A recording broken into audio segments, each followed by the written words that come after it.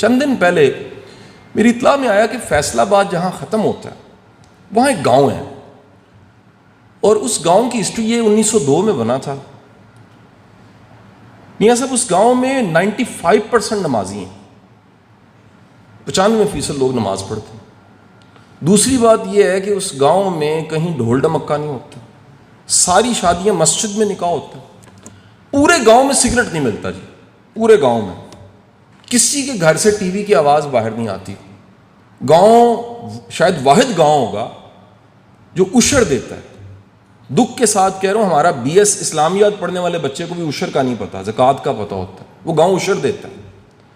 میں لاہور سے اسپیشلی، ایک ہمارے بزنس مین دوست تھے، وہ کراچی سے لاہور آئے، ہم دونوں سنڈے کو صبح ڈرائیو کر کے اوڈم والا میں چلے گئے۔ اوڈم والا جو ہے وہ بالکل اینڈ، اس کے بعد شروع ہو جاتا ہے ٹوبہ ٹیکسنگ۔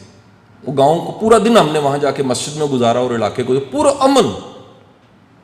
بٹ صاحب جب ریسرچ کی ہم نے، اب سوال یہ تھا کوئی ٹریننگ پروگرام ہوا ہے، کوئی تبلیغی جماعت آئی ہے، ایسا کیا ہوا ہے کہ یہ سب کے سب نمازی ہو گئے ہیں؟ انہوں نے کہا جی اس کی وجہ ہے۔ وجہ کیا ہے؟ کہتے ہیں یہ گاؤں جب آباد ہوا تھا تو 100 سال پہلے انڈیا کا ایک گاؤں ہے روپڑ۔ روپڑ سے کچھ بزرگ یہاں پر ہجرت کر کے آ گئے تھے، انہوں نے لوگوں پہ محنت کی، اور ان سب کا ماننا یہ تھا، جو میں ماننے والی بات بتانے لگوں، یہ آفاقی پرنسپل ہے۔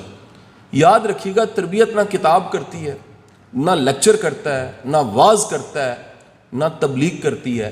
تربیت بندے کے کمپنی سے ہوتی ہے۔ اگر بندہ اہم نہ ہوتا، شخص کی کمپنی اہم نہ ہوتی، تو اللہ صرف کتاب اتارتا، نبی کی ضرورت نہ ہوتی۔ اگر بندوں کی اہمیت نہ ہوتی تو سرکار دو عالم اپنے اصحاب کو ستارے نہ کہتے کہ جہاں ملے ان سے روشنی لو۔ ان طالب علموں میں اور ہم میں کیا فرق ہے؟ 1400 سال کا گیپ ہے۔ انہیں فزیکلی کمپنی مل گئی، ان کے قدموں کی خاک ہم بن جائیں، بڑی بات ہے۔ ہم 1400 سال بعد والے۔ انسان کے ساتھ رہ کے سیکھتے، کمپنی سے سیکھتے، صحبت سے سیکھتا ہے، جو کہ صدیوں پرانا طریقہ تھا ہمارے ہاں خانقاہ کا، جو وقت کے ساتھ ساتھ یہاں ختم ہو گیا۔ اور خانقاہ کیا تھی کہ آپ کے ساتھ کو بڑا استاد کو مرشد وقت گزارے، آپ اس سے صرف ابو بن ادم اور لاگرتھم نہ سیکھیں، آپ اس کی عادات دیکھیں، اٹھتا کیسے ہے، بیٹھتا کیسے ہے، انداز کیا ہے، طور طریقہ کیا ہے، ورتن کیسا ہے۔ آپ کا اس کے ساتھ واہ پڑے تو آپ کہہ سکیں کہ اس کی کمپنی نے جو مجھے سکھایا ہے میں اسے بھلا نہیں سکتا۔ میرے بیٹوں اور بیٹیوں، آخری بات کیا کہ میں بات ختم کروں گا۔